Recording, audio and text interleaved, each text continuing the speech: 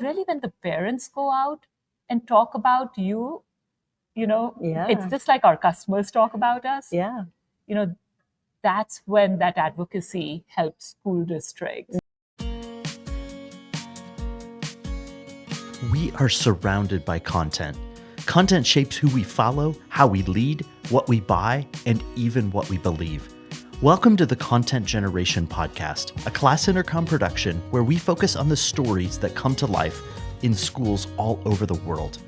We highlight the students, educators, and communities who share the content that shapes our future.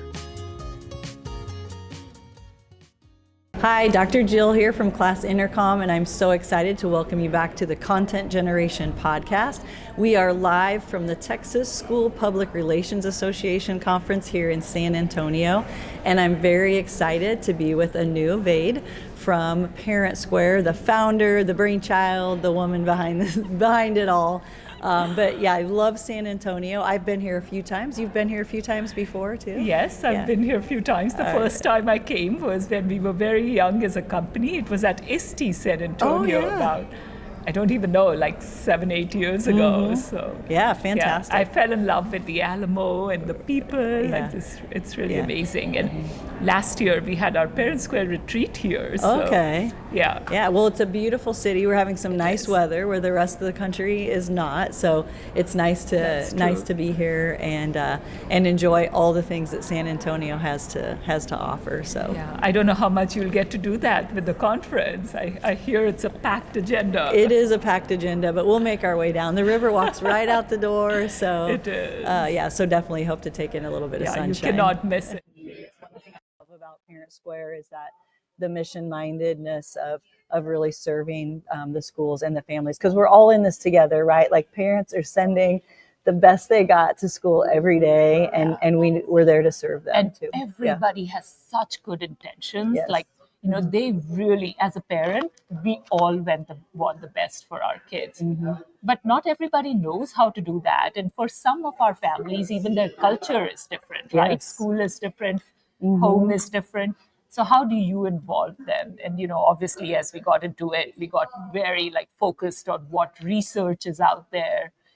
And then you study that really, if you help schools involve families, that's when, the thing flips, because schools really don't have the tools and they were not really taught how to involve families. So how do you make them partners? Yeah. And that's where we come in. Yeah, that's so, well, as a teacher and principal for 30 years myself, I think back to my teacher training, and I graduated from college in 1991. So it was a long time ago. We know better, we do better. But, yes, they didn't train you in a lot of things, like even assessment or parent-teacher conferences. No one helped practice that. So we for sure weren't talking about how do you communicate with parents. And obviously there's been such an evolution in technology. So it's amazing to just see that grow.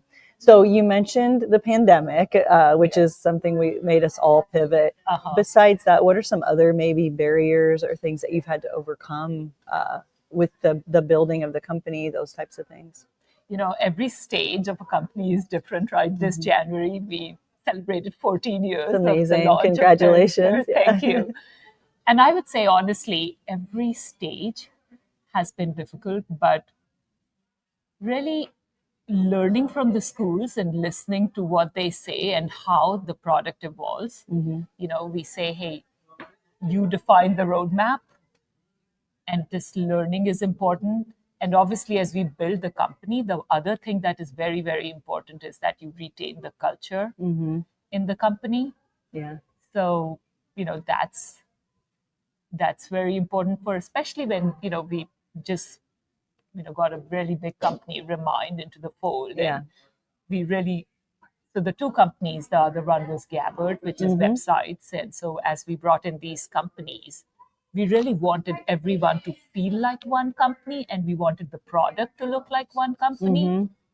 So just how do you integrate them? How do you, percolate that culture throughout? Yeah. Was one of the big challenges, because at ParentSquare, we've had this very listening-oriented culture, working with and unifying the entire platform and not just have silos. So that is important. Yeah. Well, and from the outside looking in, you've done that masterfully. So, Thank you. And just to hear the people in your company from those different pieces that have become part of the ParentSquare family, like really been able to see that as well. So kudos to you for being able, because that is a heavy lift. And people who meet us at these conferences, they can feel it. For us, it's very important for us when we're serving our schools that our schools get to experience the culture and the care that we provide. Yeah, so that's fantastic. So, what do you see in the next 5 to 10 years? Is there something that you're hoping for, excited about? The changes are moving so quickly. Yeah, at next 5 to 10 years, obviously you have to talk about AI. Yeah. Right. And the great thing is that, when it first started, it was a lot of hype. But nowadays, it's getting from hype to practical. What is it that AI is doing for me that is not just generative AI? Go polish the piece that I've written, right? So, at ParentSquare, we took a very purposeful approach. We're like, hey, if we are going to look at AI, we're going to look at how do you, again, make technology easier, right? So the first thing with generative AI, what we did is let's write the content that you've written, rewrite it into plain language so that it can be translated easily for making sure that the communication is equitable. Yes. Because so many times you don't realize you are including these phrases and these idioms in your "it's raining cats and dogs," right? These things don't translate very well. So to convert it into plain language, the other thing we're doing is we are making compliance easier so that schools don't even have to bother about compliance, right? Let AI do that job for you. So we are looking to our schools again as to, hey, what are the problems that you're facing? And then we are thinking, how do we use AI? The other thing that is coming up, which is possible with AI now, is the personalization at scale. We've talked about personalization forever. I mean, imagine a child, like everyone learns at a different pace and everyone wants different kind of information, right? So how do you do that at scale where you're catering to this individual family just the way they need it, right? So that is exciting. Yeah. And we say not more tech, but simple tech. Yeah. Yes, I mean, teachers are bombarded so much with tech. It's insane. Like if you talk to teachers, they're being given a tool every day to try. Yeah. And you have to recognize the teacher burnout that is happening.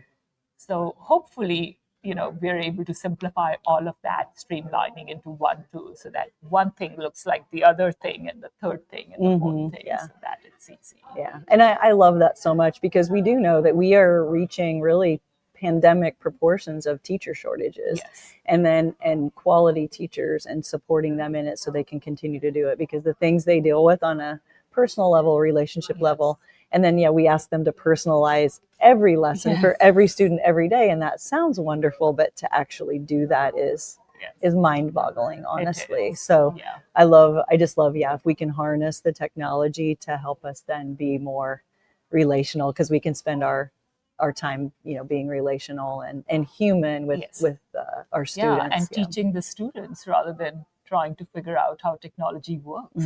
Yeah, definitely.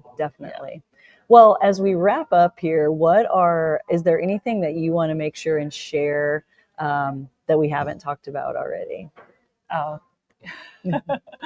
One thing I'm most proud of, obviously, is that we are now serving about 20 million students in the country. Yeah. That's about 40% of the students, so it just is.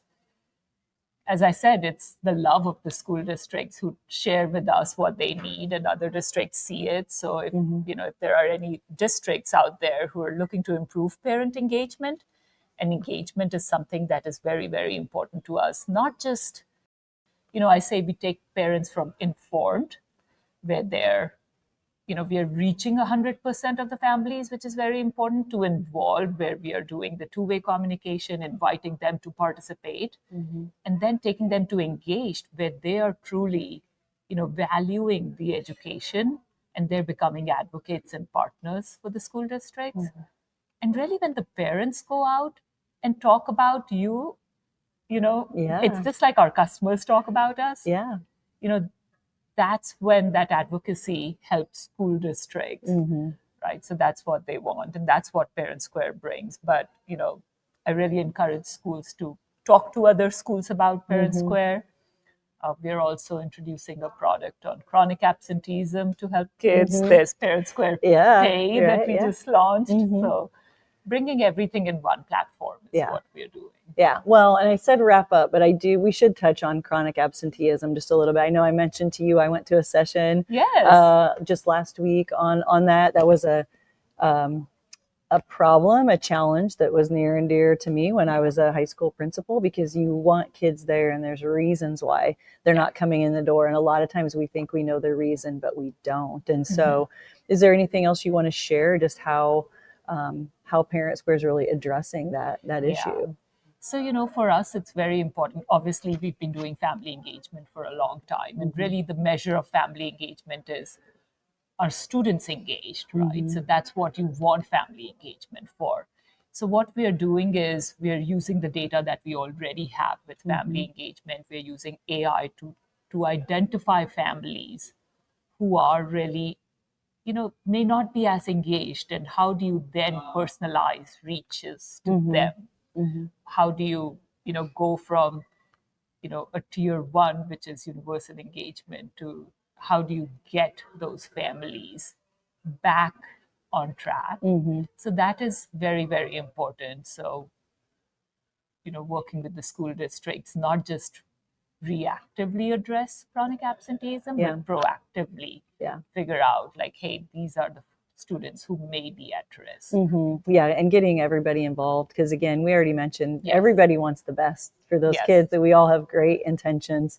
It's making sure we work together and get them all involved. We feel privileged that we are able to help schools with the absenteeism. That's amazing. Looking very forward to the efficacy and the results that come out of it.